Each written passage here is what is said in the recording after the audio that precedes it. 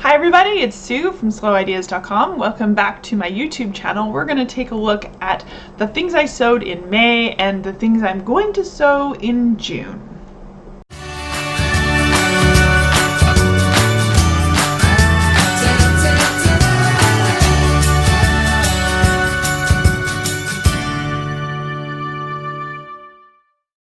Right, so in my May preview, I had 5 projects that I was going to do, and I finished them all, as well as 2 kind of bonus little things. So, not in any particular order, or at least not in the order that I presented them on my last preview video. Here we go. So there's the wool tweed dress, which I've been working on since bloody February, and there's a lot of write-ups about this dress on my blog, so I am just going to show it finished.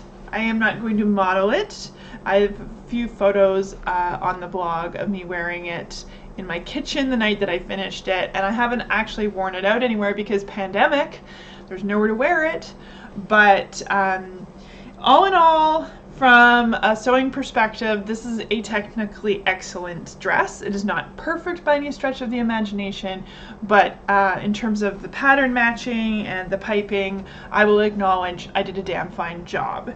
Unfortunately, I've decided it's not actually my favorite color, and I'm quite conflicted about whether I'm ever going to end up wearing it, but I have lots of people telling me, Sue, you're an idiot, just wear the thing. So when I actually get an opportunity to wear it somewhere, I promise I will. I also just want to say that even though UPS took forever to deliver the zippers that I ordered from Vogue, W-A-W-A-K, they were fabulous zippers, so I strongly recommend them as a zipper source if your basic fabric store zippers aren't working for you, because most of what they sell in fabric stores, at least here in Victoria, are really lightweight zippers, and sometimes you just need more. So this dress has a YKK size 5 bridal invisible zipper in it, and this sucker is not giving away or giving out no matter how much I put my hands in the pockets. So yay. The other thing that I got the zipper for was the raincoat that I made with the Jalie Stretch City pattern. Stretch City coat.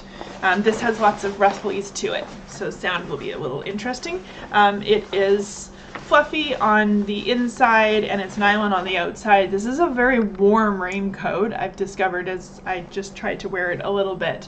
So it's not going to be a summer raincoat at all.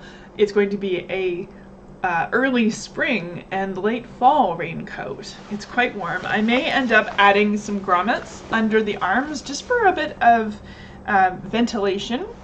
Otherwise the thing's gonna get pretty darn toasty when I wear it. But the pattern was a joy to work with. I'm totally going to do another one of these in other fabrics for myself come fall, and I will probably be making one for my son as well. I'm going to modify the pattern so it's less curvy and more straight, but size-wise he's not too far off of me now. He's growing. Okay, the next project was my bathrobe. I just washed this, so it's a little bit wrinkly, but this turned out to be a very lovely project. It's sewed up super quick. The Simplicity pattern that I used is one of my favorites, and I took the time to hand baste the band before stitching it on the machine, so I didn't get any wrinklings or anything like that. I need to iron this, and I probably should have pre-shrunk the interfacing that I put into the band. It's gone all kind of bubbly now. Had I done those things, this would be a technically perfect bathrobe, I have to say. I'm very proud of it. I will get lots of use out of it.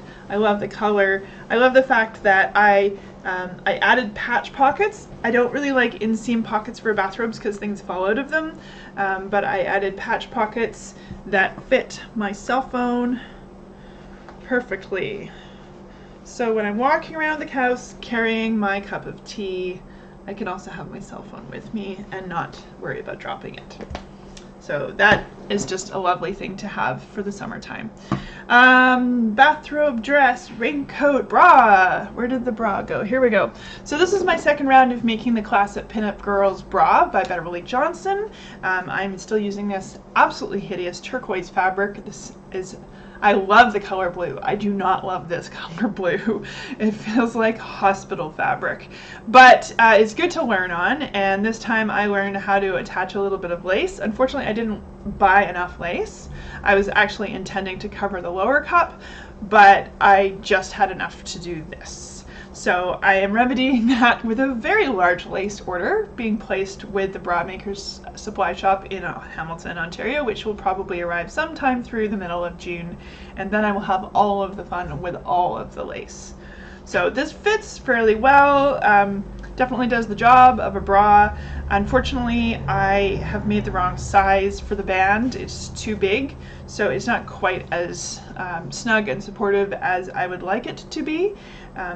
Taking that apart and fixing it would mean an incredible amount of unstitching on stretchy fabric right now. So I think I'm going to put it aside, and maybe one day I'll just gain a lot of weight and this will be the perfect bra. Hopefully not.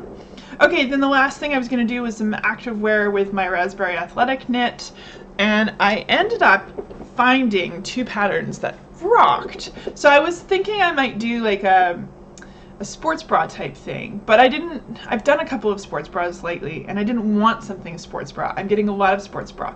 I wanted something halfway in between a sports bra and a tank top, and I found the Elevate crop top pattern from Greenstyle Creations Patterns, and so I cut out the raspberry fabric in my size, and then I decided, ooh, I should do a muslin of this. So I found this beautiful turquoise swimwear fabric that has been in my stash since at least 10 years, possibly longer than my son has been alive, which is just almost 13 years. And so I decided to make the muslin in that. This is a bamboo spandex lining, and instead of doing the swim bra hack thing where you actually put like elastic in this band here, I have used what's called Power Net, which is a stretchy mesh fabric. It stretches more, it's just about 30% in one direction and 15% in the other direction. So I let it be the 30%, and I basically doubled the band and just treated it like one layer. I actually spray glued them together and sewed it on. I was using a mismatching serger thread because this was just kind of a big old experiment, and I accidentally sewed it with the seam to the outside of the garment. But what that does is actually it means the inside has this lovely smooth surface against my body, so there's no lump there, and I like that. It's wonderful. This has the racer back, and I used the binding option on it. I used my cover stitch machine, so I'm getting better at the cover stitch. It looks really kind of amateur still, but I know I'm getting better at it, and this fits amazing. Then I decided I was going to make the Jalie Loulouxe Skort as an accompanying piece because I had lots of this skort left over. Yay! And I had a bit of contrasting as well. This was used as the band on the crop top. This is a skort, so it is shorts, and then a skirt, and inside it's shorts. And the shorts have pockets, and the shorts also have a gusset, which I was able to put some cotton lycra in, so it is workout friendly. It's got elastic in the waistband up here, and instead of the 1/4 inch elastic that the pattern calls for, I used 1 centimeter wide swimwear elastic, so it's cotton elastic, and it stays up very nice. Swimwear fabric is actually kind of heavy, so you want something that's going to hold that skirt on your body. Then, because that was just the muslin technically, and that actually happened at the end of May. So I think it was June 1st I got around to putting together the crop top, and I lined it with a rayon spandex this time. and I had used the same lining as the binding on the armholes and the neckline, but it sagged. It didn't have it had too much stretch, and so it was just pulling from the weight of the garment, and it wasn't holding it as snug as the other top did. So I did the same power net thing in the bodice. On this one, I later pulled out all of the binding, so 3 hours of undoing cover stitching, and replaced it with 1 inch wide fold over elastic. And this actually is a little bit on the snug side. It rides pretty high into the armpits, and I'm probably not going to be able to do anything about that this time. I'm just going to wear it, and we'll be making more of this garment because it's a fabulous top, and without the power net band, it can be a more casual top. So it also comes in a scoop neck and scoop back version, so there you go. Then I also made the Loulouxe Skort in this raspberry with the rayon spandex as the little skirt. It's a very kicky little skirt. I added pockets across the back, so there's 3 pockets across the back, as well as 1 pocket in each of the shorts legs. So this is a skort with 5 pockets. I can carry so much shit. I could practically rob a bank in this skort and look good doing it. So those were my main makes for the month of May.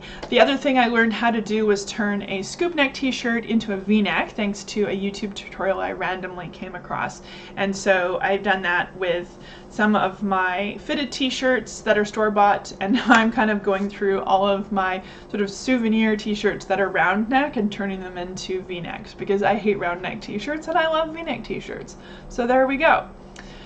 That was pretty much it for me in May 2020, and I'm just going to take a moment to flip the tape here, and then we'll take a look at our June 2020 preview.